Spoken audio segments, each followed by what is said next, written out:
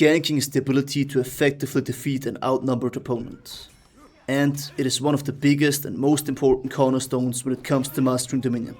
It holds such a high importance simply due to the fact that if you're unable to capitalize on your opponent's decision to face off against multiple opponents, they can easily turn their mistake into an extreme advantage through the use of revenge. Even though it is kind of an elusive mechanic, revenge allows outnumbered players to chew through waves of enemies. When it comes to utilizing your numbers advantage, there are a few basic fundamental principles that need to be followed. Combining these with proper ganking techniques allow you to truly become unstoppable during teamfights. Starting off with the most basic, yet somehow still undervalued principle there is: creating external threats. Let's look at the following example. I am currently facing off against the warlord at critical health, meaning the next wrong read could kill me. Now think of what you would do if he started throwing attacks out at you. Well, you wouldn't want to risk getting guard broken and dying, so no parrying. Dodging, sidestepping, and basically all defensive moves could lead to your death. So you just block. If the warlord keeps spamming attacks, you just block and wait your turn. Now, what about an empty dodge forward? There is no more blocking here. He created a threat. He forced a committal reaction. The exact same principle applies during ganks. It even is severely expedited, since I will be rewarded a chunk of revenge for every blocked attack, giving me even less of an incentive to thread the needle with a parry. Well, unless you force me to. The greater the potential damage, the greater the threat. Do not just use neutral attacks to chip away at your opponent. What are you trying to achieve? Breaking their damn weapon? Almost every hero has a primary and a secondary mix-up, with the former simply being the one that deals more damage. Look at Kensei. He has the pommel strike that deals 14 damage, or his top heavy finisher that deals 32. So when external, you should try to reach your highest damaging move to create external pressure. Certain heroes have it harder. I mean, just look at Griffin for a good example. Not only is his hardest hitting move a non-unblockable attack, but his secondary mix-up is also a vortex move. Meaning, if you don't time it correctly, you feed a lot of revenge. Generally, you either want to whiff moves to get into your chain, or you want to use moves that immediately get you into your mix-up. Things like Kensei's and Griffin's light front step both come to mind. The next point I want to bring up perfectly ties into every other aspect of ganking. Positioning, like in many other scenarios, makes or breaks certain interactions. Let's go over the logical part. Do not give your opponents too much distance. When they are able to lock onto you from afar, they can use sidesteps to negate any and all potential threats your teammates could throw at them. When choosing your distance, you both have to factor in your opponent's cleaving potential, mainly the one of their sidesteps,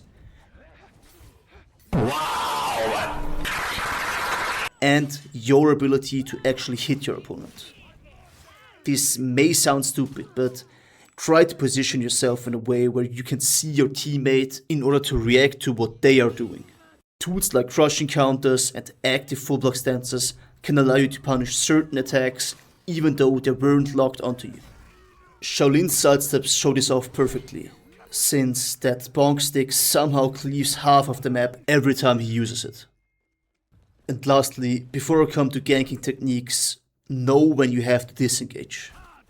You will rarely find a solid reason to willingly give your opponent revenge.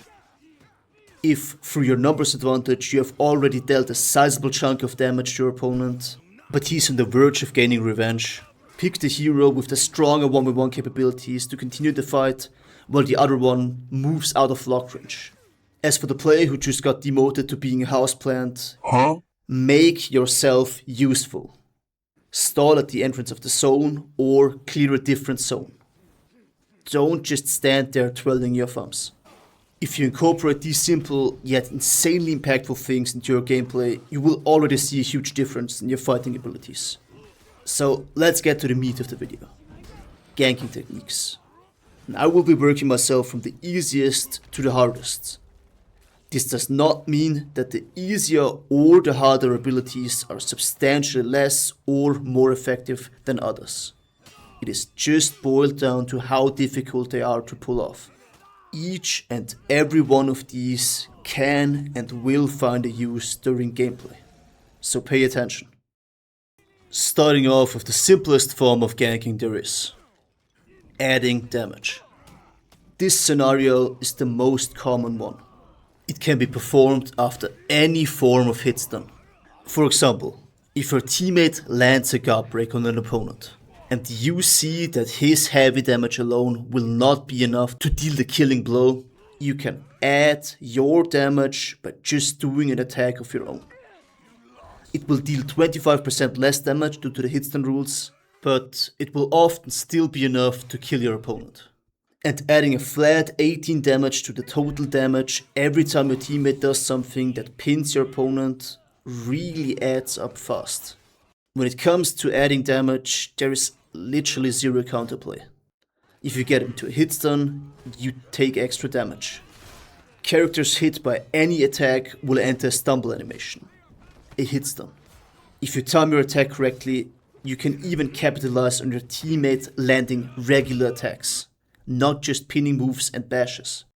This most often occurs after light parry, since both you and your teammate have ample of time to swing into your opponent's recovery.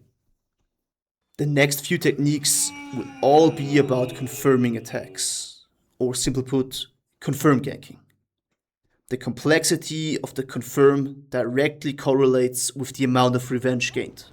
What has to be said about confirm ganking though is that ganking is a trade-off between how fast you can deal damage to how fast your opponents gain revenge.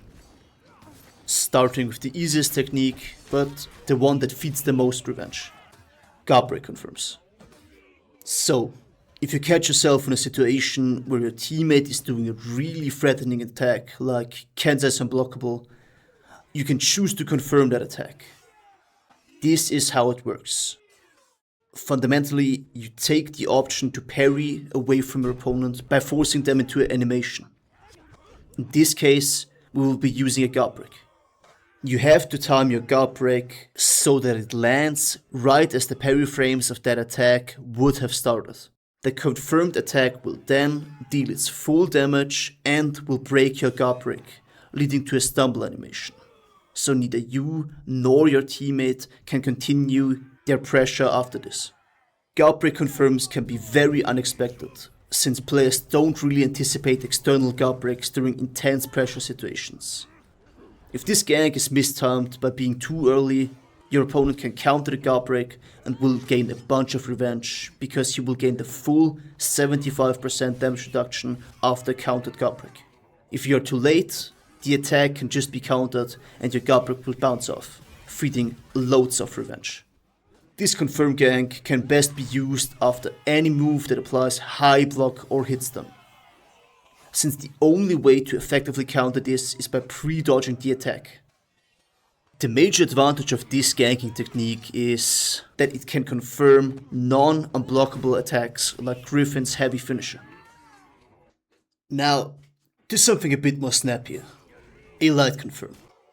The concept stays the exact same.